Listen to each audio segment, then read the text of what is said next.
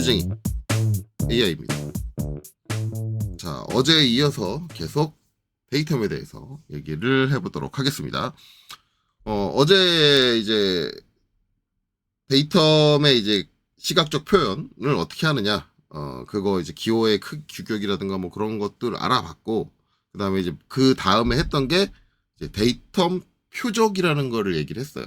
살짝 이제 얘기가 나왔습니다. 물론 이제 데이텀 표적 디테일하게 얘기한 게 아니고, 데이텀 표적을 이제 설명하기 위해서 반드시 알아야 될 개념을 먼저 설명을 드렸거든요. 이제 어제 설명하고 간단하게 이제 요약을 하자면, 우리가 이렇게 단독 데이텀, 하나의 데이텀을 붙여주면, 지금 요 아래쪽에 있는 면에다가 붙여준 거잖아요. 그러면 이렇게 데이텀을 붙여주면, 이 면의 전체 형상, 즉, 면 전체를 지칭하는 것이다, 라고 했어요. 그런데 상황에 따라서는 저 면의 전체를 지칭하면 오히려 잘못된 측정이 될 수 있다라고 그 개념을 설명드렸습니다, 어제. 그래서 그 개념을 설명드린 게 이제 여기 밑에 있죠. 만약에 이제 바닥에 전 형상을 기준으로 우리가 물건을 내려놓게 되면 이렇게 돌아가는데, 만약에 전 형상이 아니라 가운데 지금 40mm 구간에 내가 이렇게 스페이서 같은 걸 댔다. 그래서 실제 이 물체가 설치될 때는 요 40mm 구간만 딱 닿아가지고 설치가 된다라고 하면, 그 40mm 구간에 있는 가공돼 있는 가공면의 조성은 요 바깥쪽을 포함하지 않기 때문에 조성이 달라진다라고 그랬어요. 그래서 그렇게 만약에 배치하게 되면 얘는 반대로 89.64 반대 방향으로 돌아버린다. 즉 내가 이렇게 기구를 설치할 건데 그냥 데이텀을 이렇게 기입해서 하게 되면 잘못된 기입이다라고 말씀을 드렸어요. 그리고 이제 추가적으로 말씀드렸던 게 이제 케이스 규격에서는 이렇게 일부분 특정 구역에만 이제 전체 형상이 아니라 데이텀을 붙여주는 형태를 기본적으로 뭐라고 정의하고 있느냐? 데이텀 표적이다.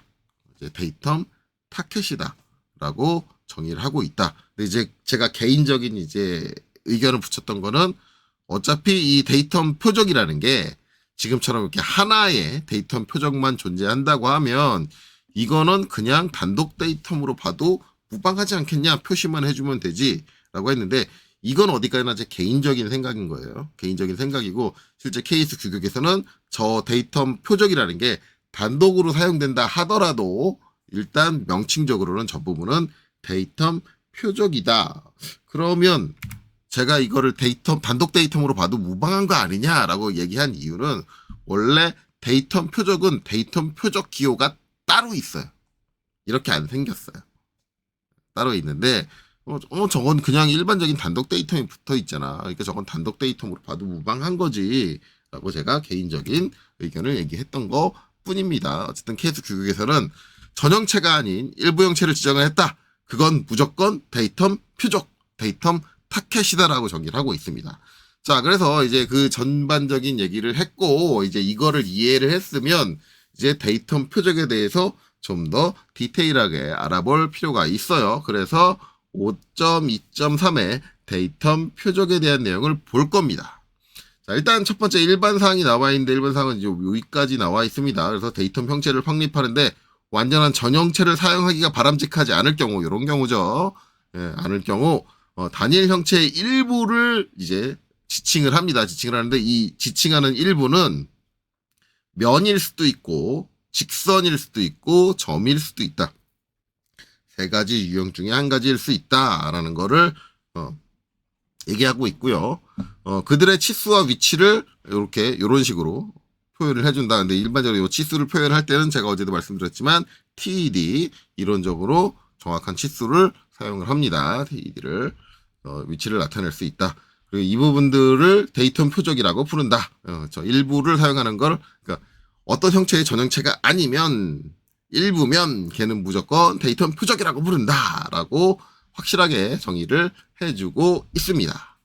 자, 그들은 통상 공작물의 단일 형체와 하나 또는 그 이상에 접촉하는 이상적인 형체들과 사이의 공유 영역으로 가정한다라고 되어 있습니다.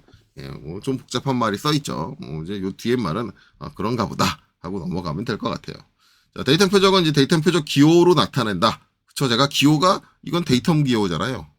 데이텀 프레임이죠. 데이텀 기호인데 데이텀 표적 기호라는 게 따로 있다라는 것을 명기하고 있습니다.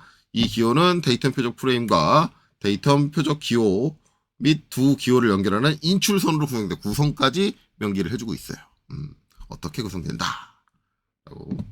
자, 명백한 정의에 의해 여러 개의 적절한 도면으로 같은 데이텀 표적으로 표시할 예, 오타 났네요. 요거는 나중에 수정해서 올릴게요. 필요가 있다. 뭐 이런 내용들이 써 있습니다. 자, 이제 이게 일반 사항이고요. 자, 그래서 그 다음에는 뭐가 나오느냐? 데이텀 표적 프레임. 여기서 이제 나왔죠. 데이텀 표적 기호가 따로 있다라고. 그래서 그거는 이제 어떻게 생겼느냐에 대해서 나옵니다. 데이텀 표적 프레임은 이제 하나의 원을 수평선으로 쭉, 하나의 원을 수평선으로 쭉 두 구획으로 나눈 것이다. 라고 돼 있어요. 자, 아래쪽, 요 밑에 칸을 얘기합니다. 밑에 칸은 데이텀 형체를 식별하는 표시. 그게 뭐냐면 데이텀 이름 얘기해요. 여기 이제 식별하는 표시가 여기서는 요 A를 얘기합니다. 요 우리가 알고 있는 데이텀 프레임에서는 A인데 얘는 이제 얘가 여러 개로 조합돼서 쓰일 수가 있어요. 그러니까 데이텀 표적이라는 건 단독으로 쓰인 여긴 단독으로 쓰였지만 여러 개가 필요하다. 그래서 제가 저번 시간에 얘기한 게 이제 이거였잖아요. 여기서 이게 스페이서가 4개의 포스트로 구성이 된다라고 하면 여기 위에서 봤을 때 이런 바닥 쪽에 요렇게 포스트 4개에 의해서 얘가 세워지고 거기에 조립이 된다라고 한다면 데이텀 표적이 몇 개다? 1개, 2개, 3개, 4개인데 저 4개가 조합된 형체. 그래서 어떤 이제 접촉하는 이상적인 형체들의 사이의 공유 영역이라는 게 이걸 의미해요. 여러 개의 데이텀 사이의 공유 영역. 저 4개 면의 조합으로 인해서 발생을 한다. 데이텀 하나가 발생을 한다라는 얘기를 하는 건데 어쨌든 요렇게 이제 4개가 있다라고 한다면 이제 요 4개를 합쳐서 A라고 부른단 말이에요. 4개를 합쳐서. 그러면은 각각의 데이텀 표적에는 여기에 A라고 지칭하기로 했으면 A 한 다음에 뒤에 숫자가 붙어야 돼요. 뒤에 숫자. 그래서 여기는 여기는 A1이다. 여기는 A2다. 여기는 A3다. 그리고 여기는 A4다. 그리고 나중에 여기에 이렇게 A가 붙으면서 요 뒤에다가 써줘요. 이런 식으로. 요 바닥은 저 전표면이 아니라 요걸 카피하면 안 되지. DT로 써야죠. DT. 찍고 대충 2.5 해가지고 여기다 A1, 2, 3, 4 이렇게.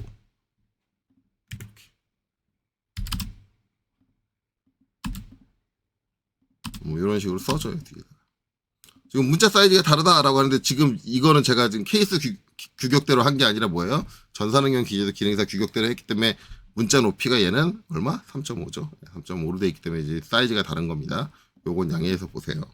일단 나중에 이제 실제 케이스 전산응용 기능사 할 때는 3.5로 할 건데 지금은 이제 케이스 규격에 관련된 거니까 그냥 2.5로 하고 있어요. 일단 저렇게 붙는다. 이렇게 저렇게 붙고 이제 여기에 얘는 A1입니다. 얘는 A2입니다. 얘는 A3입니다. 얘는 A4입니다. 라는 거를 이제 어디? 요 원의 중간을 나누고 있는 요 수평선에서 아래쪽에 기입을 해준다. 그럼 이제 위쪽 칸은 뭐 하느냐? 이렇게 쓰십니다. 위쪽은 대상 영역의 치수와 같은 추가 정보를 나타내기 위한 곳이다. 뭔 얘기냐? 이 영역의 크기가 있잖아요. 영역의 크기. 내가 이제 데이터 표적으로 삼은 영역의 크기가 있다 그러면 저 크기를 어디다 적어준다? 요 위쪽 칸에다가 적어줍니다. 그렇게. 그래서 칸이 위아래로 2개로 나눠져 있다. 저걸 이제 어떻게 그리느냐는 좀 이따 볼게요. 좀 이따 보고 일단 사이즈 생긴 것만 먼저 보겠습니다. 자, 그 다음에 이제 나오는 얘기 가동부호라는 얘기가 나옵니다. 처음 나오는 얘기죠. 가동. 이제 데이텀에 가동 데이텀이 있고 고정 데이텀이 있습니다. 이제 계속 이제 나오면서 가동이나 고정이다 이제 그런 얘기가 이제 뒤에 쭉쭉쭉 나와요. 그럼 이제 가동 데이텀은 뭐고 고정 데이텀은 뭐냐 이건데 일단 저 가동이냐 고정이냐를 결정하는 영향을 주는 요인은 뭐냐면 형체가 가지고 있는 공차입니다. 우리가 이제 설계한 이 제품은 모든 치수의 공차를 가지고 있어요. 그러면은 얘가 실제로 제작됐을 때는 공차가 뭐 플러스 값으로 적용이 됐다 아니면 마이너스 값으로 적용됐다. 내가 공차 영역을 정해주면 그 영역 사이에서 어떤 특정한 값으로 작성이 될 거 아니에요? 제작이 될 거 아니에요? 그러면 그 값이 모든 제품마다 다 달라요. 그렇죠? 생산할 때마다, 가공할 때마다 그 공차값은 변하게 되고, 공차값이 달라지는 거에 따라서 데이텀의 위치가 옮겨진다. 왔다 갔다 왔다 갔다 왔다 갔다 옮겨진다라고 한다면 걔는 뭐라고 부르느냐? 가동 데이텀이다 라고 부르고요. 공차값이 어떻게 바뀌든 이 데이텀의 위치는 바뀌지 않습니다 라고 한다면 걔는 고정 데이텀으로 인지합니다. 그래서 가동과 고정이 있다라고 하는데, 일반적으로 단독 데이텀에서는 우리가 치수 공차의 영향을 받을 일이 없어요. 바닥에다 이렇게 A를 붙여놨다고 해서 우리가 치수 공차의 영향을 받지 않는다. 왜?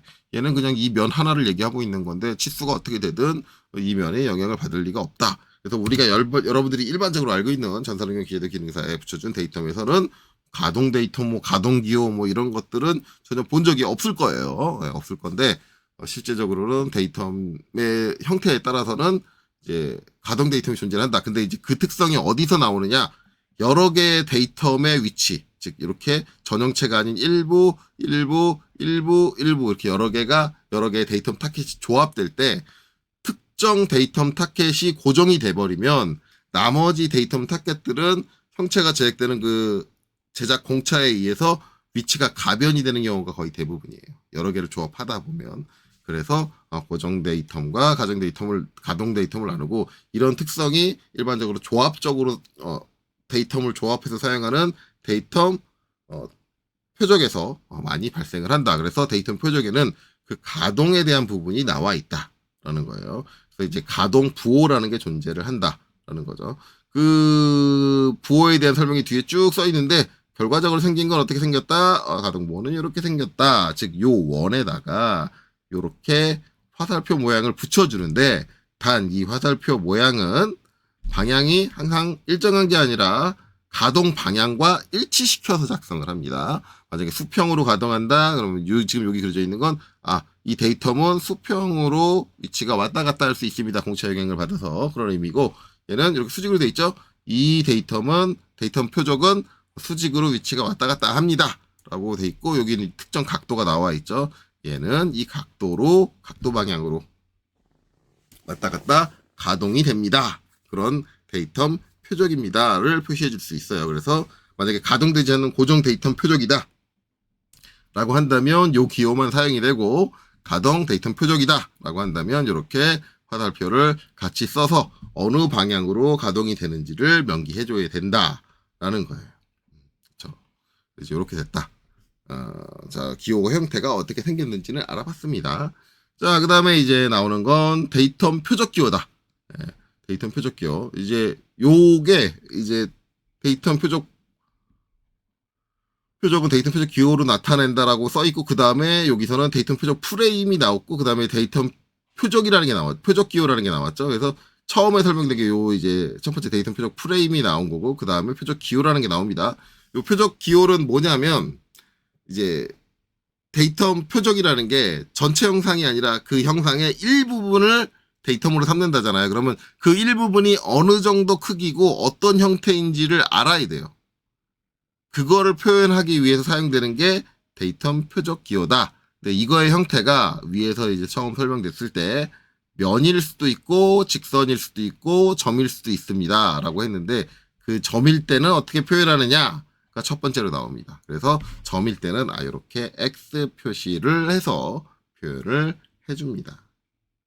그 다음에 더 밑으로 내려오면, 자, 만약에 선이다 라고 한다면 두 가지가 나와 있죠. 근데 이거는 뭐냐? 완전히 오픈되어 있는 개구 형태, 오픈 타입의 선이다, 그냥 직선의 형태다 라고 한다면 이렇게 데이텀 표적점 시작과 끝에 데이텀 표적점을 붙여주고 그 사이를 이렇게 이어준다 라는 거고, 그 다음에 만약에 완전히 패대각형, 완전히 막혀있는 형태, 일반적으로 3D에서 할 때는 이제 닫힌 프로파일이라고 얘기를 하는데, 그런 형태다고 한다면 이제 그 형태를 그려주고 표현을 해준다라는 거죠. 가장 단순한 게 원의 형태고, 저희 꼭 원의 형태여야 되는 게 아니라 만약에 밑에 들어가는 스페이서가 사각형이다 그러면 이렇게 사각 형체를 가질 수도 있고요. 만약에 밑에 들어가는 게 뭐 스페이서가 뭐 니은자 형태다, 이런 형태다. 그럼 이렇게 그려줄 수도 있고요. 단지 이제 이렇게 그려줄 때, 이 그려주는 선은 어떻게 한다가 여기 나와 있죠. 긴 2점 세선. 긴 2점 세선. 오, 2점 세선을 알겠는데 긴 2점 세선은 뭡니까? 라고 하는데 요거는 제가 케이스 규격 그 선의 형태에 대해서 얘기를 할 때 한번 얘기가 나왔어요. 일반적으로 우리가 이제 학교나 그런 데서 배울 때 선의 종류를 배울 때 가장 많이 배우는 게 수문선. 이거를 뭐예요? 파선으로 배우죠. 파선. 간혹 가다가 이걸 점선이라고 표현하는 이제 강사님들도 계신데 정확히 말하면 이제 케이스 규격이 정의된 건 점선이 아니고 파선입니다. 파선. 그래서 이렇게 짧은 단선, 이걸 단선이라고 하는데 단선이 중간에 스페이스 여백을 가지고 쭉쭉쭉쭉쭉 연결되어 있는 형태를 이제 일반적으로 파선이라고 부르고요. 점선으로 왜냐면 이게 점이 아니잖아요. 네, 점이 아니다 보니까 파선이라는 형태 표현을 쓰는 거예요. 점이면 이제 저게 점점점점점점점 돼 있는 선이 또 따로 있어요. 진짜 점으로 띄어 돼 있는 선이 따로 있기 때문에 그래서 점선이라고 안 하고 파선이라고 얘기를 하는 거고요. 그 다음에 이제 세선인데 세선이 이제 1점 세선과 2점 세선을 배우잖아요. 우리가 일반적으로 배울 때 1점 세선, 2점 세선인데 원래 이제 정확한 규격대로 하면은 그냥 2점 세선, 1점 세선 하면은 중간에 있는 요 단선, 지금 요게 1점 세선이잖아요. 요 단선이 원래는 단선이면 안 되고 점이어야 돼요. 점.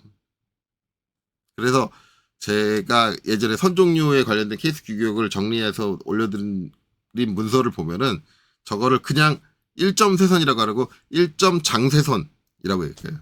길게 돼 있는 긴. 그래서 이제 그렇게 되는데 여기서는 또 다른 표현을 쓰네요. 그 장이란 말을 빼고 그냥 긴 2점 세선이라고 이렇게 표현을 한 거예요. 그러니까 얘네 이 케이스 규격 작성하는 사람들도 표현을 그냥 왔다리 갔다리 하면서 이렇게 하는 게 이제 케이스 규격 문서 여러 개 보면은 이런 것들이 보여요. 근데 이제 결국 여기서 얘기하는 건 2점 장세선을 얘기합니다. 즉 우리가 일반적으로 알고 있는 2점 세선을 얘기를 해요. 2점 세선이다.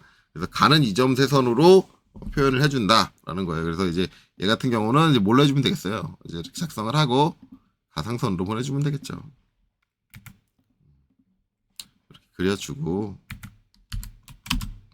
가상선으로 표현해준다. 근데 지금 이렇게 표현한 거는 안쪽에 해칭이 없잖아요. 해칭이 없다는 얘기는 얘는 데이텀이 요 안쪽 영역은 아니에요. 요 선이 그려진 부분만 데이텀입니다.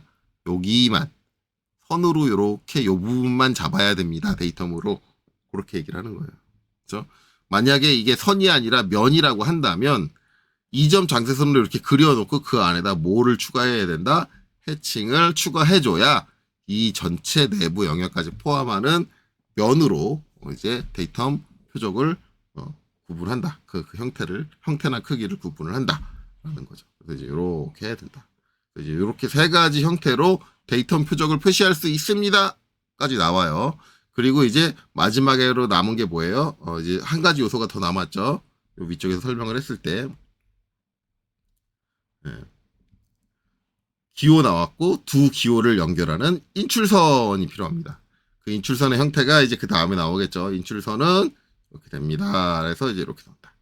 이제 인출선의 형태가 이게 점에다 붙일 때랑 선에다 붙일 때랑 면에다 붙일 때랑 달라요. 세 가지가 다르다. 이렇게 보시면 되고 점에다 붙일 때는 그냥 가는 실선으로 그냥 쭉 연결해 버립니다. 앞에 뭐 화살촉이나 그런 거 없어요. 그런데 선에다 붙일 때는 반드시 선의 위에 있는 한 점, 이 선 위에 있는 선상의 한 점을 찍어주고 그 끝을 이렇게 화살촉으로 해줘야 됩니다. 그래서 우리가 일반적으로 알고 있는 무슨 형태? 지시선의 형태를 띄고 있다. 만약에 면에다 붙여야 된다 그러면 면 영역, 요 해치되어 있는 영역 중에 아무데나 한 군데를 찍어줘야 돼요. 찍어주고 이 끝은 뭘로 해야 된다? 점으로 표시해야 된다. 이것도 이제 지시선의 형태겠죠. 그래서 이렇게 된다. 그래서 이제 이런 식으로 표현을 해준다라고 나와 있습니다. 자, 그리고 이제 그 다음에 중요한 거. 요거죠. 자, 고려되는 표면이 가려져 있으면, 자, 가려져 있는 인출선은 데이텀 표적 면을 위해 작은 원으로 연결하여 점선으로 표시하거나 데이터 표적 점이나 데이터 표적 선과 같은 끝부분이 없이 점선으로 나타낸다. 뭐 이렇게 돼 있어요. 그러니까 이게 이제 표현 방식이 가려져 있는 부분에다가 우리가 데이터를 지정을 한다라고 하면 이게 원래 이제 원칙적으로 가장 좋은 거는 가려져 있으면 가려지지 않은 반대쪽을 그려줘가지고 그 부분을 명확히 해주는 게 더 좋습니다. 왜냐하면 이 이제 영역을 표시해주는 이 선의 형태가 숨은 선을 못 써요. 왜냐하면 이 선은 반드시 가는 이점세선을 써야 되기 때문에 그렇기 때문에 뒤쪽에 있는 반대쪽 가려져 있는 영역을 지금 내가 보고 있는 쪽에다 표시하는 게 그렇게 좋은 건 아니에요. 왜냐하면 혼동의 여지가 있거든요. 근데 여기서 지금 표현하는 건 어쩔 수 없이 이제 요 그림 형태로는 혼동이 있을 수밖에 없으니 그거를 혼동 없게 하려면 뭘 해야 되느냐? 요 인출선의 형태를 숨은 선으로 하면 지금 내가 바라보고 있는 면이 아니라 그 뒤에 있는 면을 지칭한 거다라고 그렇게 표시를 한다라고 되어 있는 겁니다. 그래서 요 지시선의 그러니까 여기서 말하면 이제 인출선이죠. 인출선의 형태가 점선이면 지금 내가 바라보는 면이 아닌 반대면이고 이게 그냥 실선이면 내가 지금 바라보고 있는 면이 대상 데이터 표적 면이 된다라는 거를 저렇게 구분한다. 이렇게 돼 있습니다. 그리고 그 뒤에 이제 추가적인 내용이 나오는데 이제 요 내용은 복잡한 내용이니까 요 내용 들어가기 전에 지금까지 나온 내용을 정리해서 이제 뭘 해야 돼요? 그러면 데이터 표적을 한번 어떻게 그리냐? 한번 그려봐야죠. 네, 그려봐야죠. 일단은 그리는 거. 우리는 저걸 이제 저런 식으로 쓴다라는 걸 알았으니까 그럼 저거 어떻게 표현해 주느냐? 그건 알아야 될 거 아니에요. 그래서 이제 저거에 대한 이제 규정은 이제 제가 전에 나눠드린 기하공차에 대한 자료 여러 개 있죠. 여러 개 중에 요 기호의 크기들이 나와 있는 형태 여기에 나와 있습니다. 기본적으로 이제 원의 이제 크기가 어떻게 되느냐? 일단 문자 높이는 항상 이제 우리가 모든 치수에 관련된 것들은 기준이 뭐다? 원래는 이제 문자를 사용하는 선의 굵기 0.25냐 0.35냐 그게 기준인데 선의 굵기는 이제 더 이상 의미가 없다고 했죠. 왜냐면은 실무에서는 더 가는 선을 사용을 하기 때문에 선의 굵기에 맞춰서 치수 문자의 사이즈를 바꿔버리면 실무에서 그러면은 치수 문자를 아예 사람이 읽을 수도 없는 정도의 사이즈로 바뀌어버려요. 그렇기 때문에 이제 선의 굵기를 얘기 안 하고 그냥 치수 문자의 높이. 그러면 이제 ISO나 KS 규격에서 가장 표준으로 삼고 있는 건 얼마다? 2.5다. 2.5. 그러면 이제 우리 치수 문자 높이 2.5니까 이제 2.5로 이렇게 했다. 그러면 이제 10D죠. 원래 말하면 이제 선의 굵기의 10배. 이렇게 되는데, 그러면 이제 요 원의 반지름이 어떻게 되느냐? 20D다. 2배. 문자 높이의 2배다라고 생각을 하시면 돼요. 그래서 내가 문자 높이를 2.5로 하면 원의 반지름은 5가 되는 거고, 문자 높이를 3.5로 잡으면 원의 높이는 7이 되는 거죠. 2배다. 그렇게 생각을 하시면 돼요. 이렇게 되고, 대신에 이제 문자가 이 원의 이제 높이가 요게 이제 5mm면 문자가 이 5mm의 중앙에 놓이느냐? 아니에요. 아래쪽으로 쏠려서 놓여요. 왜? 이게 원이니까 위쪽이 좁잖아요. 그래서 이 글자가 길어지면 작성하기가 힘들어져요. 위로 정중앙으로 놓으면. 그래서 최대한 이제 좌우로 좀 길게 공간을 확보하기 위해서 어디다 놓는다? 이제 요 중앙에 있는 선에서부터 3D 선의 굵기의 이제 3배죠. 그러면 이제 0.75 정도 띄워서 놓고 아래쪽은 반대로 되겠죠. 아래쪽은 위쪽을 그 문자의 위쪽을 여기 0.75 정도 띄워서 이렇게 놓는다라고 되어 있어요. 그리고 이제 추가적으로 뭐예요? 앞에 가동기호. 가동기호 그리는 치수는 얼마? 여기 7mm로 되어 있습니다. 근데 이게 얼마예요? 문자 높이 2.5일 때 7mm니까 이거 어떻게 생각하시면 되느냐? 내가 문자 높이 2.5를 선정을 했다. 그러면 문자 높이 2.5보다 한 단계 큰 문자 높이가 얼마예요?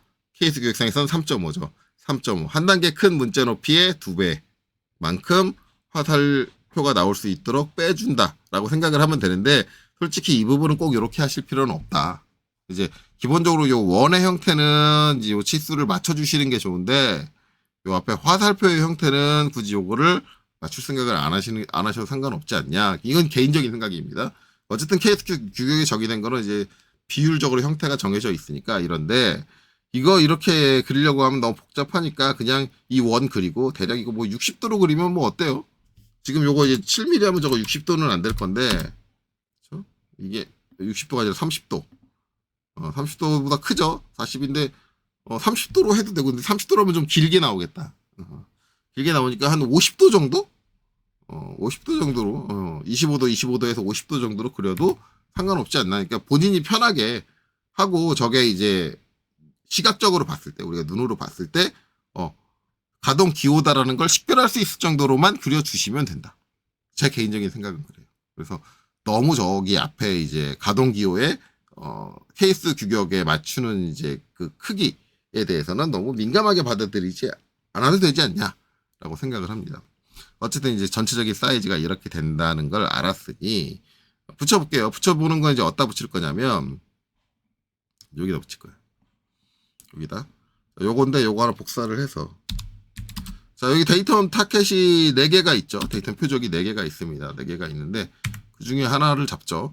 일단 요 부분이 이제 밑에는 이제 스페이스가 이렇게 들어간다 그래서 여기서는 실제 밑에 스페이스 들어가는 거를 이제 그려줘서 수문선으로 그렸는데 실제 이제 얘가 수문선은 아니겠죠.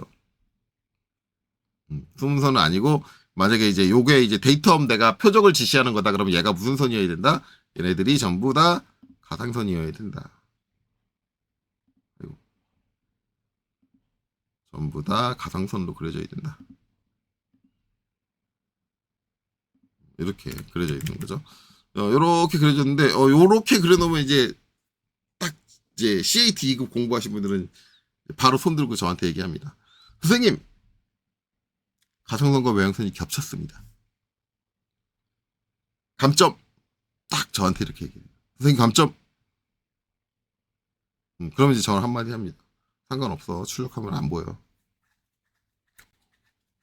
이제 저희가 이제 요 단계에서 그 얘기를 하면 CAT 2급을 받던 애들이 그럼 CAT 2급에서 저희가 다 선들을 일일이 구분하고 그래줬던 거는 다 뻘짓거리를 한 겁니까?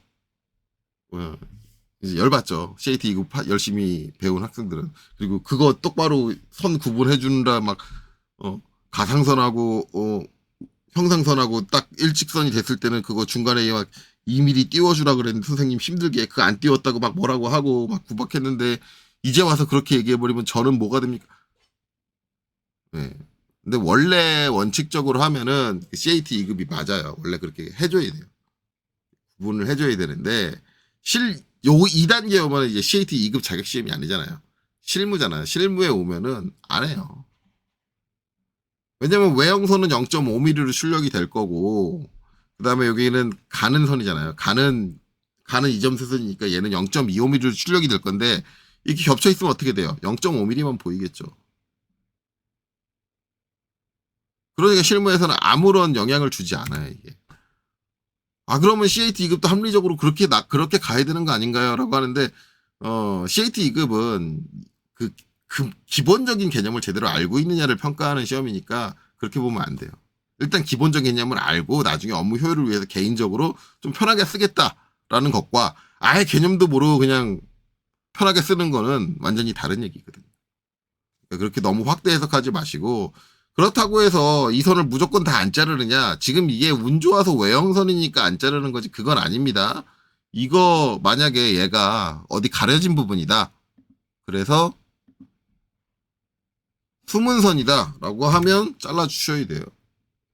그러니까 저 안 자르는 행위가 외형선하고 겹쳤을 때만 안 자르지 다른 선하고 겹치면 선굵기 선생님 수문선이 선굵기가 더 굵습니다. 0.35입니다. 0.25가 가려서 안 보이지 않겠습니까? 라고 하는데 이렇게 되면 문제가 딱 보이죠. 수문선이면은 파선 형태로 보여야 되는데 뭐예요? 이점선이 겹쳐서 중간이 이어져 버렸어. 저게 문제인 거죠. 그러니까 저게 이제 외형선일 때는 외형선이 실선이니까 그러니까 겹쳐도 상관이 없는 건데 만약에 수문선이다라고 한다면 어떻게 돼요? 결국은 이렇게 끊어서 표현을 해줘야 맞다. 그러니까 원칙적으로는 끊어 표현해주는 게 맞는 거예요. 그러니까 거기에 대해서 이제 뭐 CAT 2급 때 제가 막 그렇게 했다고 해서 이제 와서 왜 딴 소리 하십니까? 라고 뭐라고 하시면 안 되는 거예요.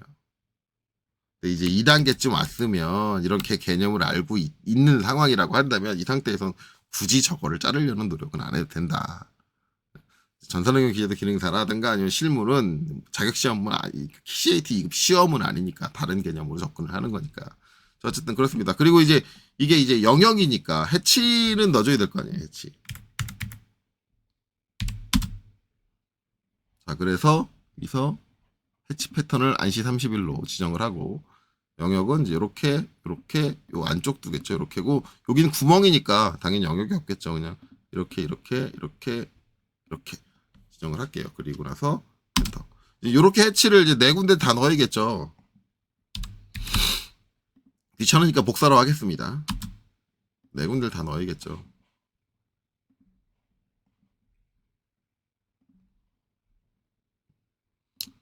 자, 다 이렇게 넣었어요. 넣었는데,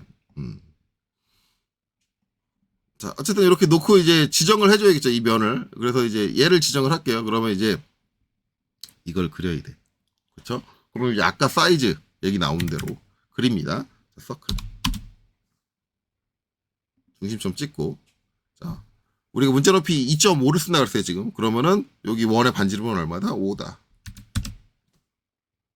되는 거죠. 그 다음에 라인 반을 갈라요. 자, 가변 기호는 필요하냐? 아, 얘는 고정이에요. 지금 상황에서 제가 가변이 될 이유는 없어요. 왜냐면 이 네 개가 여러 개지만 서로 이제 같은 면에 있는 거기 때문에 저게 이제 저 형상의 어떤 치수 공차에 의해서 흔들리거나 위치가 달라지진 않아요. 왜? 같은 면성에 있는 애들이 있기 때문에 전부. 일반적으로 이제 공차의 영역을 받는 경우는 서로 다른 면이라든가 같은 면인데 그 부분이 공차의 영역에 따라 공차의 영향을 받아서 뭐 늘어졌다, 커졌다, 작아졌다 하는 그런 면이다라고 하면 되는데 지금 바닥면은 뭐 그럴 면은 아니거든요. 높이가 달라진다든가 그러지 않으니까 기본적으로 이제 얘는 이제 고정형이니까 이제 가동 기호는 필요 없다. 자, 그다음에 이제 문자를 작성을 해야죠. 요 네 개를 합쳐서 저는 뭐라고 할 거냐? 요 네 개를 합쳐서 이제 A다라고 할 거예요. 네 개를 합쳐서.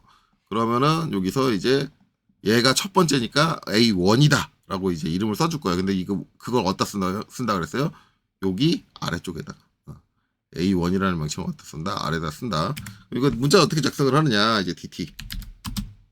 자, 자리 맞추기로 갑니다. 그래서 저는 저기서 뭘 쓰냐면 맨 위 중심을 사용을 해요. 그래서 TC입니다. TC 해가지고 어디다 붙여주느냐?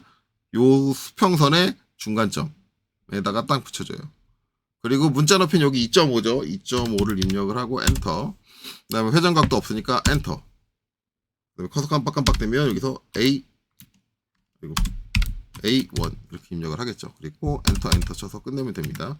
근데 이제 이 상태로 끝내면 안 되겠죠. 뭐예요? 요 선에서부터 얼마? 0.5, 0.75만큼 뭐가 필요하다? 갭이 필요하다. 간격이 필요하다. 무브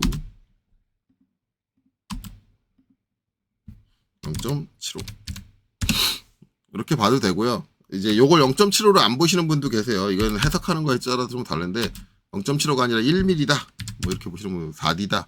뭐 이렇게 보시는 분도 계신데 저는 이제 0.75로 사용을 합니다.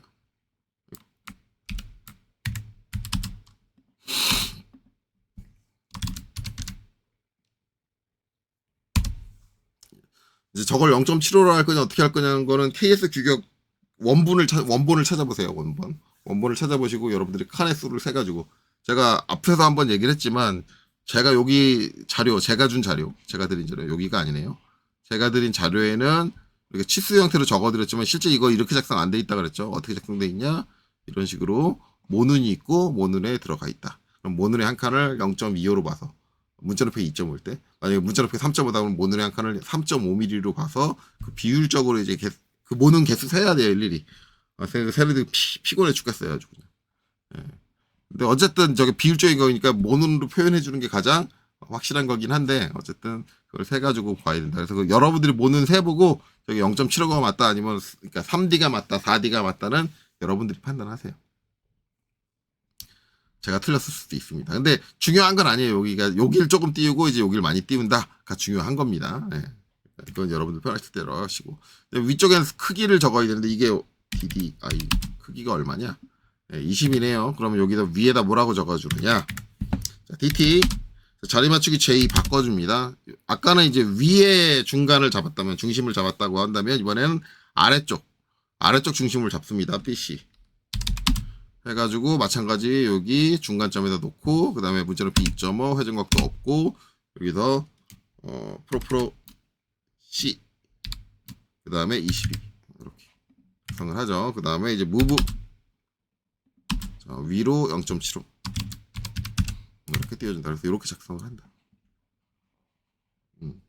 자, 그러면 이제 뭐예요? 요 위에서 얘기했던 우리가 했던 데이텀 표적 프레임을 작성을 했어요. 그 다음에 데이텀 표적 기호는 여기다 이렇게 작성을 했어요. 그럼 이제 이 둘 사이를 이어주는 뭐가 필요해요? 인출선이 필요해요. 인출선은 지금 면을 지칭을 하는 거니까 요거는 점을 지칭할 때죠. 얘는 못 쓰겠죠. 이건 선을 지칭할 때죠. 얘는 못 쓰겠죠. 지금 요걸 써야겠죠. 면을 지칭하는 게 요걸 써야 된다. 자, 그래서 이제 L이 해가지고 요 면은 이제 요 내가 그린 이제 데이터 표적 영역 안에 있는 아무 점이나 한 점. 선에다 붙이지 마세요. 그저 안쪽에 선이 있다고 선에다 붙이지 말고 빈 공간 아무데나 한 점을 잡고 이렇게 빼줍니다. 빼주는데 저는 이제 얘가 이제 여기 붙어야 돼요. 붙는데 얘는 저는 어떻게 붙이냐면 이 원의 중심에다 붙입니다. 그럼 안쪽으로 이렇게 선이 들어오잖아요. 근데 선이 안쪽으로 들어오면 안 돼요. 그래서 이렇게 해놓고 얘를 다시 선택을 한 다음에 뒤에 있는 요 그립점을 클릭해서 요 밑에 원과 선이 교차하는 점을 찍어줘요. 선생님 뭐 이렇게 번거롭게 그리세요? 그냥 L이 해가지고 툭 이렇게 붙여주면 안 되나요? 원칙적으로 이렇게 붙이는 거는 아닙니다. 원칙적으로는 아니에요. 근데 저렇게 하지 말아라 라고 제가 말씀은 못 드리겠어요. 왜냐면 실무에 계신 대부분의 사람들도 이걸 할 때 대부분 저렇게 붙이시는 분들이 많아요. 왜? 귀찮으니까. 뭔 상관이야. 북원에 붙기만 하면 됐지. 근데 그 말을 제가 부정하기는 좀 어려울 것 같아요. 근데 이뻐 보이진 않겠죠. 도면이 꼭 이뻐 보여야 돼. 나 일을 빨리 하는 게 중요하지. 뭐 그렇게 생각한 그런 이제 마인드를 갖고 계시는 분들은 뭐 제가 그거를 이제 뭐라고 할 수는 없겠죠. 개인적인 선택이니까. 근데 이제 저는 이제 저거는 무조건 저렇게 하는 거를 싫어하고요. 기본적으로 이제 어떤 원형체에다가 지시선을 붙여줄 때는 그 선이 반드시 원의 중심을 향하게 가는 게 가장 기본이에요. 이게 이제 솔직히 말하면 CAD의 단점인데 이게 손제도를 할 때는 오히려 원의 중심까지 붙이면서 이제 선을 그리는 게 이렇게 어렵지 않았어요. 왜냐면 자를 대가지고 원의 중심을 반드시 자를 지나가게 한 다음에 선을 그릴 때 그냥 원 표면까지만 딱 그리고 말면 되는데 CAD는 그렇게 못 그려요. 지선을 그릴 때. 그렇기 때문에 중심을 찍고 그 중심을 찍은 거에서 사이즈를 줄여가지고 교차점을 찾아줘야 돼요. 단점이죠. 그래서 이것 때문에 번거로운 게 뭐냐면 만약에 이제 요 점 위치가 여기 마음에 안 든다. 내가 옮겨줄 거다. 그러면 틀어지잖아요. 그러면은 저는 어떻게 주느냐? 다시 잡아서 중심 놓고 다시 잡아서 교차점을 놔요. 이걸 해준단 말이에요. 그러니까 이런 번거로움이 있어요. 캐드로 작업할 때. 근데 난 저런 거 너무 번거로워서 마음에 안 들어. 그러면은 뭐 저거까지는 제가 꼭 저렇게 해야 됩니다. 라고 강제하지는 못할 것 같아요. 실제 실무에서도 많은 분들 거의 대부분 저처럼 성격이 좀 유난 떠는 성격이 아닌 사람 거의 대부분은 그냥 대충 붙여요. 그러니까 그건 여러분들이 알아서 해라. 그렇게 말씀드릴 수 있겠네요. 자, 어쨌든 이제 이거 면에 붙인 거니까 끝에가 화살촉이면 안 되겠죠. 점으로 바뀌어야 돼요. 그래서 선택하고 컨트롤 1번. 그렇죠? 그 다음에 이제 선 화살표를 어떻게 바꿔줘요? 점. 이렇게 큰 점 쓰셔도 돼요. 저는 오히려 이게 시인성이 좋을 수도 있습니다. 근데 저는 개인적으로 큰 점을 싫어해서 저는 작은 점으로 와요.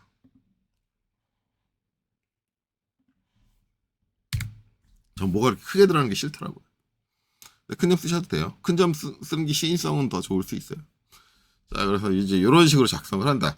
근데 이제 문제가 있죠. 만약에 이런 식으로 작성을 했다라고 하면 지금 보시면 어떻게 돼요? 지금 내가 잡아놓은 데이터 표적의 영역이 지금 내가 바라보는 위쪽 면인 거야. 근데 실제 우리가 지금 지정해야 되는 건 뭐예요? 위쪽 면이 아니라 아랫면인데? 아랫면인데 나는. 그러니까 그럴 때 뭘 해주느냐? 얘를 파선의 형태로 바꿔줍니다. 근데 그 파선의 형태를 바꿔줄 거면 그냥 얘 선택해서 숨은 선 이렇게 해주면 되지요. 라고 하는데 단 여기서 저렇게 못해요. 왜 못하느냐? 얘가 노란색으로 바뀌면 안 됩니다. 왜냐? 얘는 치수의 구성 요소인 선이기 때문에 얘는 가장 가는 선인 0.25짜리 선을 써야 돼요. 그래서 저렇게는 못 바꿉니다. 그럼 여기 저 파선으로 어떻게 바꾸나요? 자, 얘를 선택해서 특성에 가셔서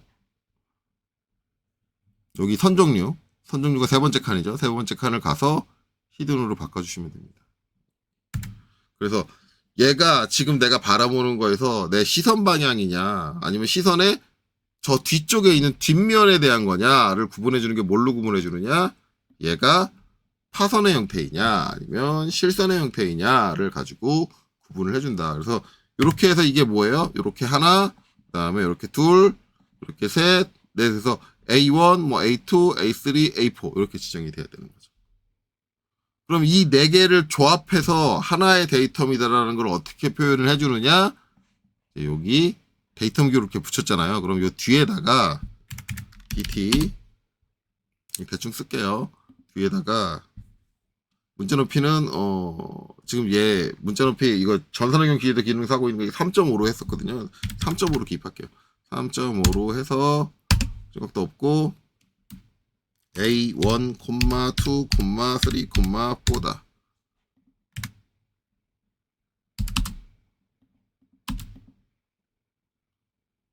요 뒤에다가 이렇게 붙여줘요. 이 데이터 A는 요 바닥면에 대한 건데 이 바닥면의 전체 형상이 아닙니다. 왜?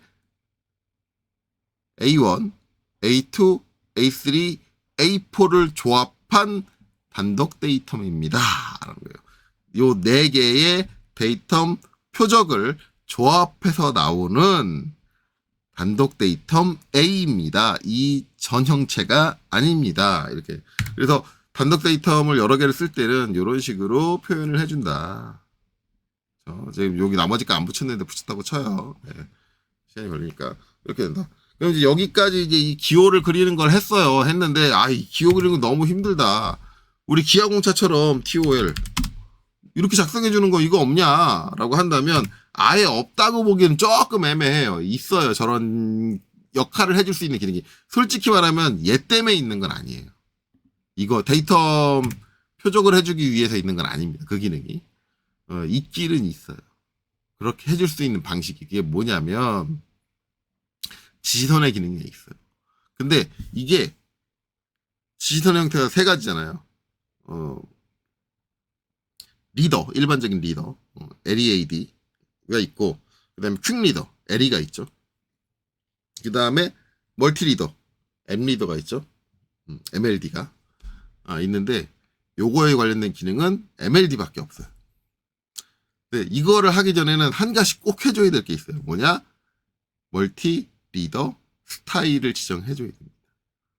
그냥 MLD 해가지고 바로 하면은 이거를 해줄 수 있는 방법이 없어요. 없어서 일단은 MLS 멀티 리더 스타일 들어가셔서 지금 스탠다드 얘 그냥 스탠다드를 바꿀게요. 여기 수정을 딱 눌러줘요. 눌러주고 칸이 이제 탭이 3개가 있잖아요. 지시선 형식, 그 다음에 지시선 구조, 그 다음에 내용이 있는 내용으로 갑니다. 이 내용에 여러 줄 문자라고 돼 있는데 다중 지시선 유형이 여러 줄자로 돼 있는데 얘를 뭘로 해주느냐? 블록으로 바꿉니다. 그러면 이렇게 지금 우리가 원하는 형태하고 비슷하게 생겼죠. 비슷하게 생겼어요. 근데 이제 이게 원래는 저걸 데이터 표적 프레임을 작성하기 위한 게 아니라 여기 뭐라고 돼 있어요? 뷰 버너, 시트 버너. 저기 이제 저런 식으로 표현되는 이제 여러분들 알고 있는 품번 기호가 있어요. 품번 기호를 이렇게 두 줄로 쓰는 경우가 있거든요. 그때 많이 사용되는 게 이제 이런 형태인데 데이터 표적 프레임하고 비슷하게 생겼어요. 똑같이 비슷하게 생긴 정확하게 말하면 똑같이 생겼죠. 근데 이거를 응용을 해서 쓸 수 있기는 해요. 쓸 수 있기는. 이제 이렇게 지정을 하고 닫기 이제 LEAD 해서 LEAD래. MLD 해가지고 이제 뚱 지켜 끄고 뚱 잡고 나오면 이제 이렇게 나오잖아요. 여기서 파이 20이다 그러면은 프로 C 22 그 다음에 여기다가 A1 그리고 확인해주면 이렇게 작성될 수 있어요. 요 크기는 다른데요? 그거는 MLS 수정. 여기서 요거를 바꿀 수 있는 방법은 없어요. 네, 바꿀 수 있는 방법은 없어요. 이 원의 크기에 대한 지적은 없거든요. 여기서. 그러면 원의 크기도 내가 원하는 형태를 맞추고 싶어요라고 한다면 또 다른 방법이 있어요. 블럭을 하나 만들어주는 방법이거든요. 근데 그것까지 지금 여기서 해버리면 너무 시간이 오래 걸리니 그건 안 할게요. 실무에서 할 때는 굳이 이제 이거 필요하다 그러면 이렇게 이제 MLD를 사용하는 것보단 블록을 사용하는 경우가 많아요. 근데 그거에 대한 힌트는 제가 저 MLD 설명한 쪽, 리더 설명한 쪽, 그쪽 가면은 리더에다가 블록을 붙여 쓸 수 있는 기능이 있어요. 그거를 참조하시면 돼요. 그리고 추가적으로 한 가지 더 말씀을 드리자면, 만약에 내가 블록으로 이 형태를 만들었다. 이거를 블록으로 지정을 했다. 그러니까 지금 하나 대충 만들게요. 이거 블록 일단은 요거를 제가 블록으로 만들게요. 근데 원래 그냥 이 상태에서 블록을 만들면 안 돼요. 이거 이렇게 만들면 안 되고, 그냥 얘기 나온 김에 할까요? 여기 블럭에 보시면 여기 이제 ATTDEF라는 게 있죠. 이걸로 만들어 주셔야 돼요. 요 문자들을. 자, 다시 한번 볼게요. 요 ATTDEF니까 그냥 키보드로 칠까요? ATTDEF. 이렇게 하면 이렇게 창이 나와요. 창이 나오고 이제 태그에다가 위쪽에는 크기. 프롬프트는 기본적으로 기본 값은 안 적을게요. 태그에다 크기, 프롬프트도 크기로 할까요? 하고 프롬프트도 안 적을게요. 그냥 태그만 작성을 합시다. 태그 크기. 그 다음에 자리 맞춤은 뭐 이거는 중간 이 위쪽이니까 맨 아래 중심 요걸로 놓죠. 요거 놓고 문자 높이 2.5로 놓을게요. 2.5 이렇게 해서 확인 해가지고 딱 이렇게 내려놓을게요. 일단 하나 내려놨어요. 그리고 다시 한번 ATDF에서 이제 여기는 데이텀 기호 이거 한글이 아니라 영문이네.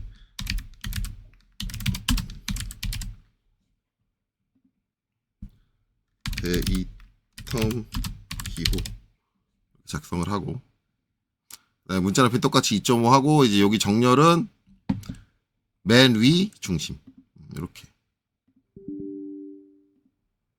태그에 공백을 표현할 수 없대네요. 그러니까 그럼 데이텀 기호 붙여 쓸게요. 데이텀 기호 확인 이렇게 자, 이렇게 놨습니다. 그리고 이제 여기 있는 글자들을 치울게요. 그 다음에 move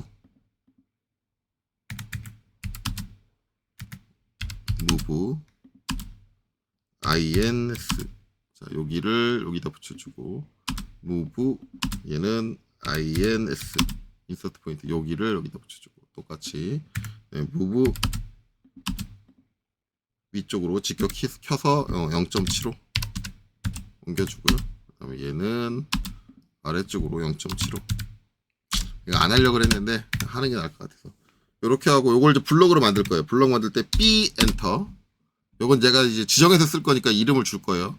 이름은 이제 여러분들이 기억하기 좋은 이름으로 주면 되고 저는 그냥 A라고 줄게요. 간단하게. 그리고 여기서 객체 선택해가지고 원을 포함해서 저 글자들이 다 선택되게 이렇게 해줄게요. 그 다음에 이제 선택점을 잡아야 되는데 기준점을 잡아줘야 되는데 기준점은 여기 중심을 잡을까요? 중심. 중심을 잡는 게 이제 좌우로 갈 때 더 좋기는 해요. 그래서 중심을 잡을게요. 중심. 이렇게 중심을 잡고 그 다음에 확인. 그 다음에 이렇게 이제 만들어지고 나면 이제 쓰라고 나오는데 이거는 그냥 취소. 이렇게 나와요. 이제 요 내용 쓰고 싶으면 이렇게 더블 클릭을 하시면 이렇게 나와요. 그래서 요 값에다가 내가 이제 원하는 거를 입력을 하시면 됩니다.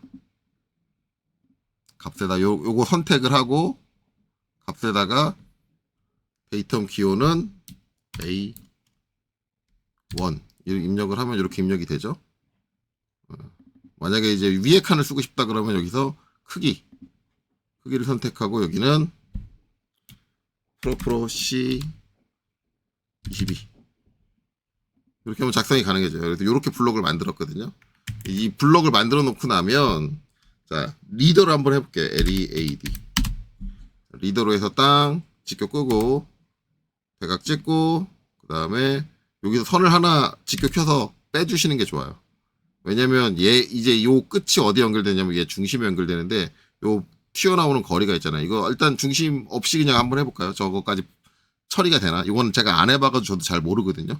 한번 해볼게요. 그냥 요 선 안 빼고 원래 일반적으로 선 안 빼고 하는 걸 좀 좋아하기 때문에 선을 안 빼고 바로 주석 A를 입력할게요. A. 그 다음에 첫 번째 행 입력 나왔을 때 여기 보면 이제 옵션 있죠. 옵션 엔터 쳐가지고 옵션을 실행을 하고 여기 부분 옵션에 보면 블록이 있어요. 블록 B를 실행을 합니다.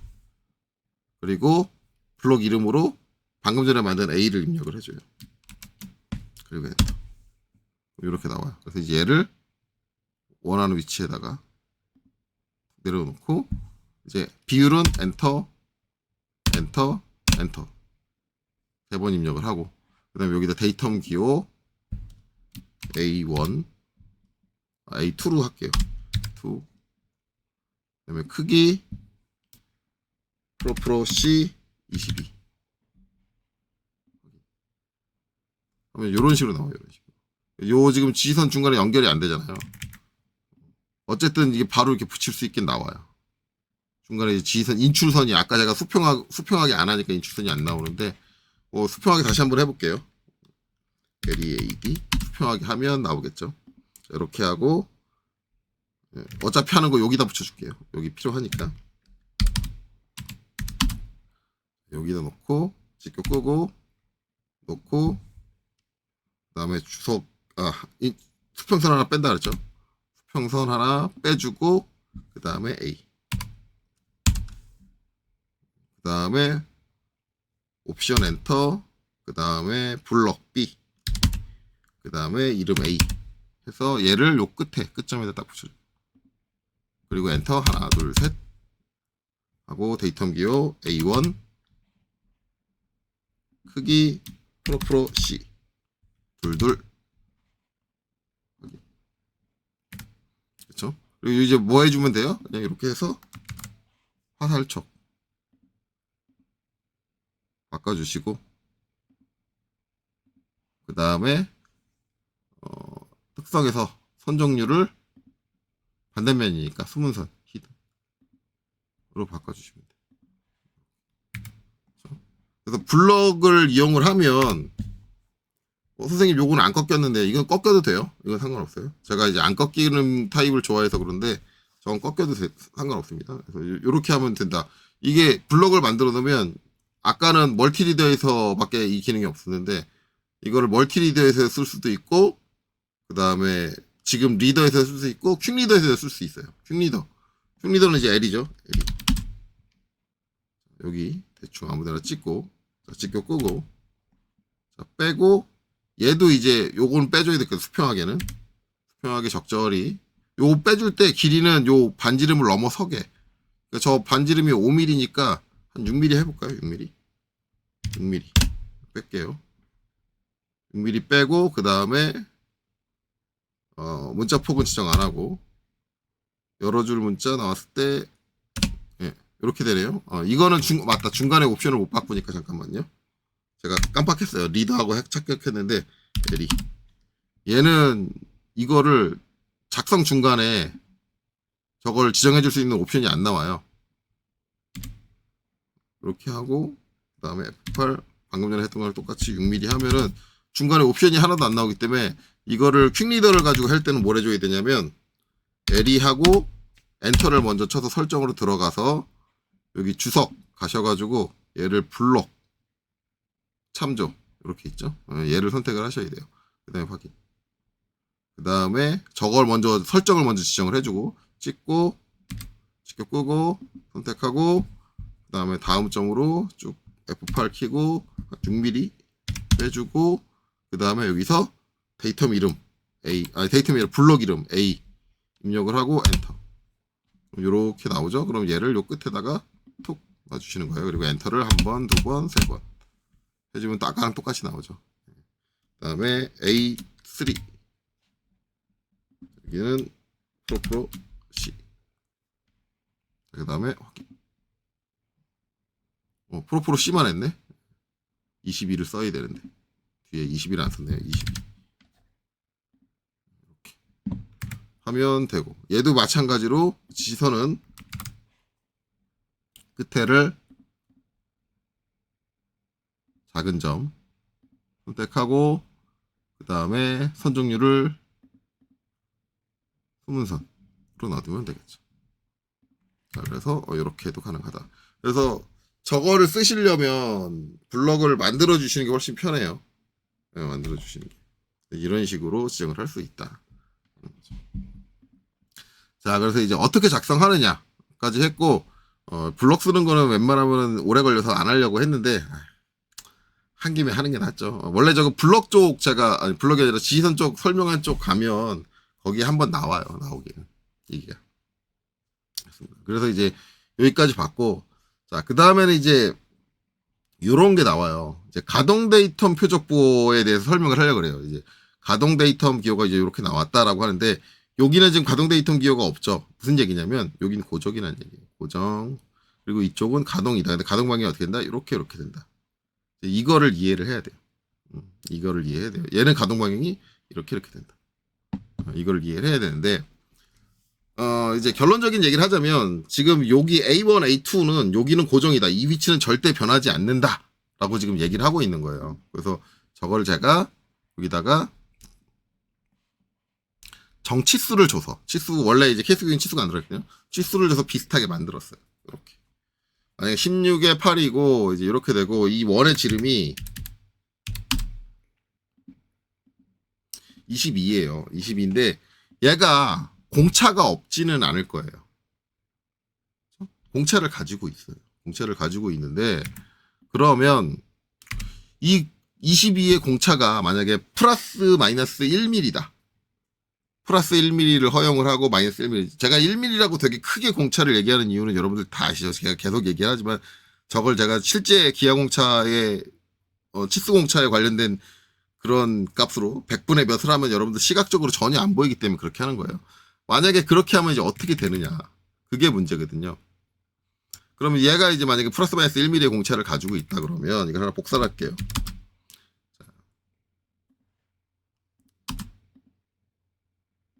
자, 이렇게 된 상태에서 얘가 이 원이 1mm가 커질 거 아니에요. 옵셋. 만약에 플러스 1mm로 가공이 됐다. 1mm 커져요. 커지면 될. 자, 요 30mm. 좌우폭이 30mm, 16mm. 16mm인 요거 위치에 맞춰서 이 원을 고정을 해야 돼요. 그쵸? 그러면 이제 얘네들 위치 관계가 얘가 커졌으니까 이제 이렇게 제작이 되겠죠? 얘만 커졌으니까. 그러면 얘가 전체적으로 어떻게 움직이냐면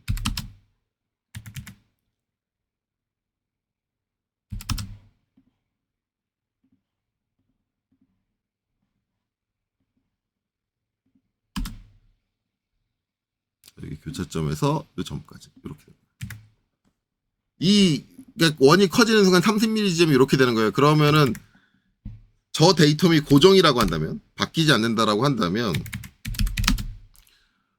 이 원에 의해서 원의 이제 공차에 의해서 원의 중심은 이 정도 틀어져요. 그러면서 얘의 위치는 도면적으로 정확한 위치에서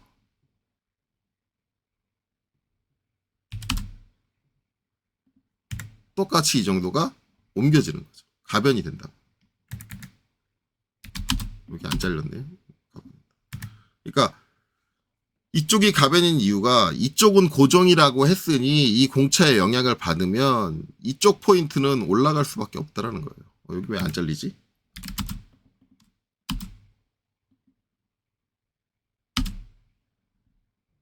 희한하네요. 제가 뭘 잘못 눌렀나? ESC를 눌렀나? 어쨌든 이렇게 영향을 받아서 위치가 옮겨질 수밖에 없다.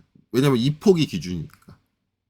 그렇죠? 그래서 얘가 옮겨지는 방향이 어느 방향이다? 이 축 방향, 지금 여기 있는 이 축 방향으로 이렇게 옮겨진다.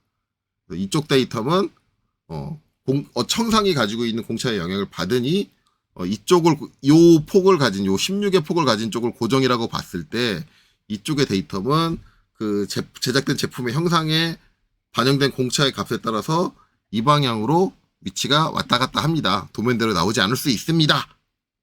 라고 하는 거예요. 그래서 이렇게 값을 푼다. 그러면은 또 한 가지는 이거는 제가 요걸 안 붙여놨네요. 요 기호를. 요 기호는 붙여줄게요. 요 위에서 복사해서 붙여놓죠. 형태는 만들어 놓고 저걸 안 붙여놨어. 만약에 이제 이런 식으로 붙었다.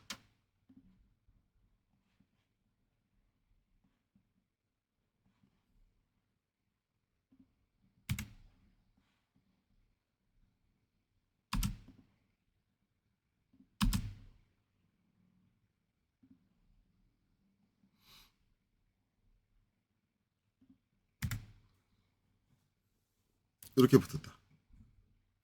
이렇게 되는 거죠.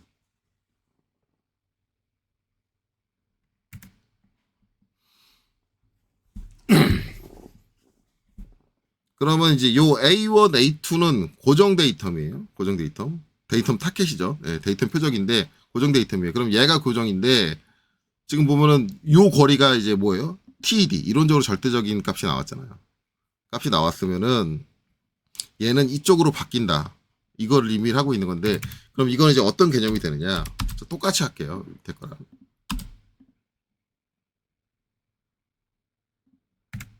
자, 이렇게 된다라고 하면 똑같이 옵셋 1mm. 만약에 얘가 1mm 크게 제작됐다. 공차 허용 범위 내에서. 자, 똑같이 정리를 하면 잘려요. 자, 그러면 이제 얘가 올라가는데 이 포인트는 못 올라가요. 왜냐하면 요 데이텀으로부터 21mm 이로적으로 정확한 치수에 맞춰서 요 데이텀이란 얘기예요. 그렇죠? 그럼 얘는 위치를 못 옮긴다는 얘기예요. 못 올라가니까 어떻게 되냐면 얘네들만 데이텀에 맞춰서 이렇게 올라가요. 올라가면 지금 안 맞잖아요. 요 타원의 표면상에 있어야 되는데 근데 얘가 왜 가변이냐? 이렇게 되면 얘가 21mm 위치를 유지를 해야 되니까 아이고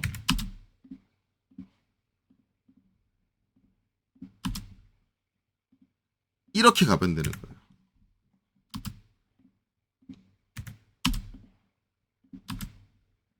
아이고 여기도 잠깐 자꾸 선택에 실수를 하네요. 요거까지 선택을 해야 되는데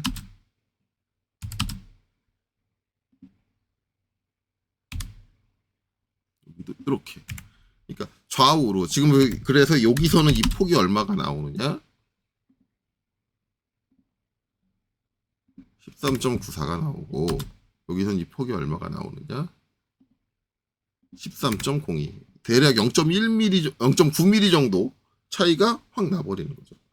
요 좌우 폭에 대해서는 데이터 값이 바뀔 수 있다. 이거를 의미합니다. 이거에서 가동부호는 이런 거를 의미한다.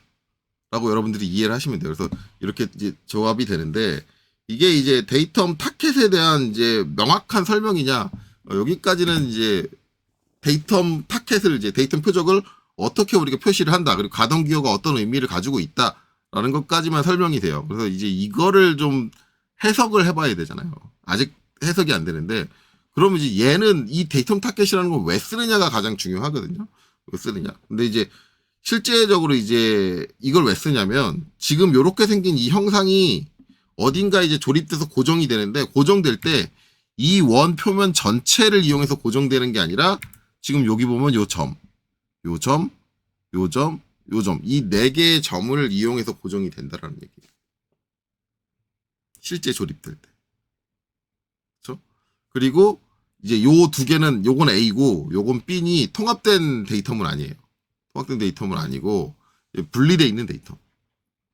분리돼 있는 데이텀인데 이제 이걸 이제 우리가 어떻게 데이텀을 해석을 할 수가 있느냐라고 하면 일단 이게 무슨 종이장에 그려진 선은 아닐 거 아니에요. 저게 결국은 입체 영상일 거 아니에요. 그래서 저걸 제가 이제 3D로 그려놨어요. 대충 요거랑 비슷하게. 근데 실제 케이스 규격에는 이렇게만 나와 있으니까 얘가 입체적으로 두께가 얼마인지, 이 원의 두께가 얼마인지, 얘의 두께가 얼마인지는 안 나와 있어요. 그래서 제가 그냥 대충 그냥 비슷하게만 만들어 놨어요. 그거는 유념하고 봐주세요.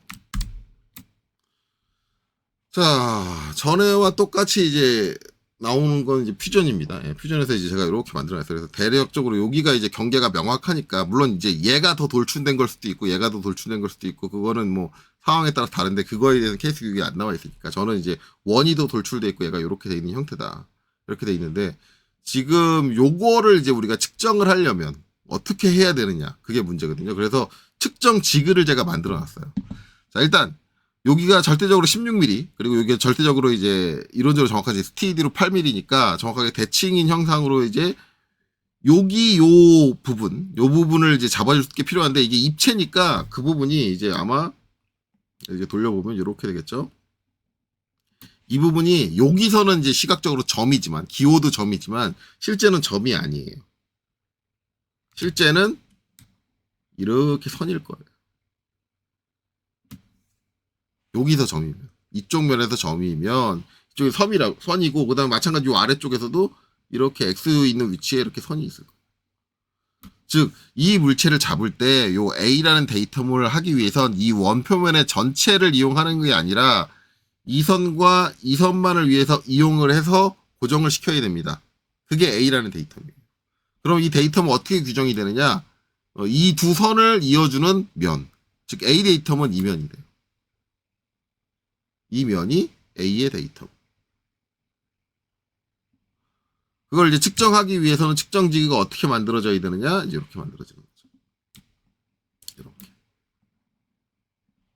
이렇게 만들어지는 거예요. 이렇게 만들어지고, 지금 요 모서리, 그 다음에 밑에 있는 이제 요 모서리, 요 사이 거리가 정확하게 TED로 16이 나오게. 그러니까 16 정확하게 만들 수 있어요? 당연히 못 만들겠죠. 대신에 저 이제 측정용 지그는 만들 때 어떻게 만들어야 되느냐? 일반적인 정밀도를 가진, 그러니까 정밀 공차를 가진 걸로 만들면 안 돼요. IT 공차에서 4급 이하 초정밀 공차로 가야 됩니다. 게이지용 공차로 가야 돼요. 그 정도로 정밀하게 만드는. 그러니까 이거 지그의 가격은 비쌉니다. 되게 비싸게 나올 거예요. 지그 가격은. 어쨌든 그렇게 지그를 만들어야 돼요. 그래서 최대한 이론적으로 정확한 치수와 가깝게 요 모서리가 구성이 되게 이렇게 만들고 이렇게 지그를 구성을 합니다. 그럼 반대쪽도 마찬가지죠. 이렇게 13이고 이렇게 6.5니까 반대쪽도 지그를 어떻게 구성을 한다? 이렇게 구성을 한다. 그럼 이제 얘 지금 여기 있는 이 데이터 표적들을 기준으로 얘를 이제 측정을 하려면 어떻게 해야 되느냐? 얘를 고정 위치에 둬요. 이 지그를 고정 위치에 두고 얘를 움직여서 얘에다 딱 붙입니다. 이렇게. 딱 이렇게 붙여서 아까 저기에 표시되어 있는 X 위치를 딱 정확하게 잡아줄 수 있도록. 이렇게 딱 고정을 해야 돼요. 고정을 하고 뭐예요? 그 다음에 데이텀 B. 데이텀 B는 이제 요거하고 요거가 정의되어 있는 얘죠. 이제 얘를 쫙 갖다 붙여서, 갖다 붙였는데 제가 요걸 좀 덜 팠네요. 이거 더 팠게요. 이게 밀리면 안 되는데, 지금 보면 저거 밀린다는 얘기는 얘를 제가 덜 팠다는 얘기예요. 덜 팠다는 얘기고, 얘가 왜 밀리지? 접촉 관계가 들어가 있는데. 잠깐만요. 지금 얘가 먼저 닿죠. 이게 제가 저거 깊이를 고려 안 하고 지금 모델링을 한 것 같은데, 요거를 좀 수정을 할게요. 요거 수정을 하려면 지그 2니까 깊이를 더 줘야 될 것 같아요.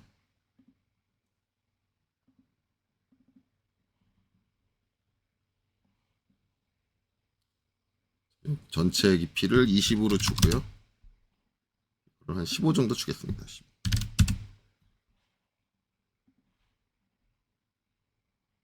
이렇게 하고, 이제는 되겠지. 자, 얘를 가지고 이렇게 밀어가지고 땅 붙여주는 거예요. 땅 붙여주는데 얘가 같이 밀리네요. 원래 밀리면 안 되는데, 이게 접촉 관계를 그러면 전체 접촉을 써야 될 것 같아요. 모든 접촉 사용. 저걸 별로 안 좋아하는데. 그래도 밀리네요. 다시. 그럼 제가 밀리지 않을 때까지만 접촉을 할게요. 딱. 이렇게. 뭐 살짝 떠 있을 거예요. 제가 정확하게 못했는데. 그러니까 얘를 물어줄 때, 이 개념으로 얘를 물어줄 때는 지그가 이렇게 구성돼요. 이게 고정 지그고, 이게 가동 지그가 돼가지고, 이렇게 물어준다. 그래서 이걸 기준으로 누가 데이텀? 이게 데이텀. 이게 데이텀 뭐가 된다? A1, A2니까 이걸 조합으로 이면이 뭐예요? 결국은 A라는 데이텀이 된다. 요면 자체가. A라는 데이텀이 된다. 그리고 B1, B2니까 이걸 기준으로 요게 이제 조합이 돼서 이면이 뭐가 된다? 데이텀 B가 된다. 지금 여기서 그려져 있는 것만 해서 의미를 해석을 하면 이렇게 되는 거죠. 그래서 이렇게 데이텀입니다. 그리고 이런 식으로 고정을 해서 이제 이 기하공차를 측정을 해야 된다. 이렇게 돼요. 그러면 제가 이걸 굳이 얘기를 하는 건 얘는 이제 이렇게 됐잖아요. 그럼 얘는 뭐가 다르냐? 뭐가 다르냐면 다시 이제 이거를 다 얘를 빼고 밀려서 같이 나오죠. 얘는 가시성을 끌게요. 가시성을 끄고 자 이번에는 가시성을 끄고 자, 이번에는 그럼 얘의 지그 구성은 뭐가 달라지느냐? 그게 중요한 거잖아요. 얘의 지그 구성은 이렇게 돼야 됩니다. 이렇게 되고 지금 제가 이걸 어떻게 구성을 했냐면 얘는 똑같아요. 왜냐면 이 부분이 지금 똑같잖아요. 똑같으니까는 똑같고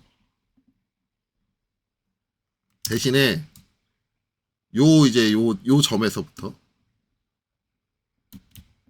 여기까지 이 면까지 이 거리를 뭘로 고정했다? 21로 고정을 했어요. 얘는 지그가 이렇게 만들어져야 돼요. 이렇게 만들어지고 어떻게 해야 되느냐? 얘가 아까랑 똑같이 땅 붙어요. 이렇게 붙고 이제 이쪽 지그가 어떻게 돼야 돼요? 이쪽 지그가 이렇게 올라가서 이렇게 딱 타야 돼요. 또 밀리죠. 밀리는데 밀리는 건 무시할게요. 너무 들어왔다. 닿기 직전까지 갈게요.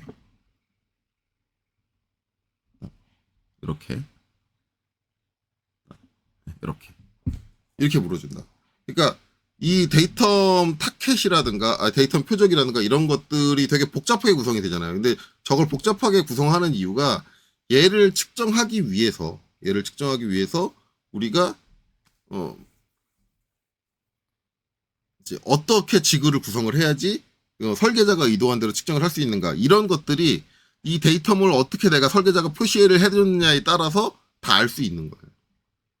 그러면 측정하는 사람은 이 데이텀 타겟대로 잡아줄 수 있도록 측정 지그를 구성을 해야 되는 거고, 그렇죠? 그런 것들이 설계자가 다 뭘로 지시를 해줬다? 이런 데이텀 타켓이라든가 데이텀으로 지시를 했다. 그러니까 데이텀이라는 게 계속 반복적으로 지금 얘기를 하지만 되게 중요하다. 데이텀이라는 게 갖고 있는 정보가 단순히 이면이 기준입니다. 그거 하나를 얘기하는 게 아니라 얘가 조립될 때 어딜 기준으로 조립됩니다. 제가 아까 얘기했죠. 이게 물건이 조립될 때는 이 4개 포인트를 기준으로 입시적으로 봤을 땐 4개의 선이죠. 4개의 선을 기준으로 조립이 될 거다. 라고 했고 조립자에겐 조립 기준을 알려주는 거고 이걸 측정하는 사람한테는 어떻게 측정을 한다? 이렇게 지그를 구성을 해서 측정을 해야 된다. 이런 정보들을 알려주고 있다. 이해되셨나요? 그래서 이제 이런 게 이제 데이텀 표적이다. 그래서 이렇게 조합해서 사용을 한다. 그리고 이제 가동 데이텀 표적, 그 다음에 고정 데이텀 표적, 뭐 이런 것들이 있다. 뭐 이런 것들을 이해하시면 될 것 같아요. 자, 그래서 자, 이번에는 이제 여기까지 하고 그 다음에 이제 5-3이 나와요. 그래서 데이텀과 데이텀 시스템 규정인데 이거는 데이텀 시스템을 1차 데이텀, 2차 데이텀, 3차 데이텀 이렇게 한다. 그러니까 1차 데이텀, 단독 데이텀 나오면은 그냥 한 칸만 쓰고, 그 다음에 2차까지 썼다 그러면 2칸을 작성을 하고, 3차까지 나왔다 그러면 3칸을 작성한다. 뭐 이거는 뭐 당연히 여러분들 앞에서 제가 보여드렸으니까 데이텀 시스템에서 그건 모르진 않을 겁니다. 이렇게 하고, 다음 영상부터는 이제 요 통칙 쪽으로 들어가서 이제 통칭 10개, 제가 10개라고 말씀드렸죠. 그것만 하면 이제 데이텀 내용은 끝날 것 같아요.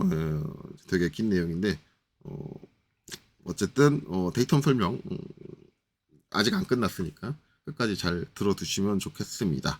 자, 이번 영상 상당히 길게 설명이 됐던 것 같은데, 여기까지 보시느라 수고 많으셨습니다.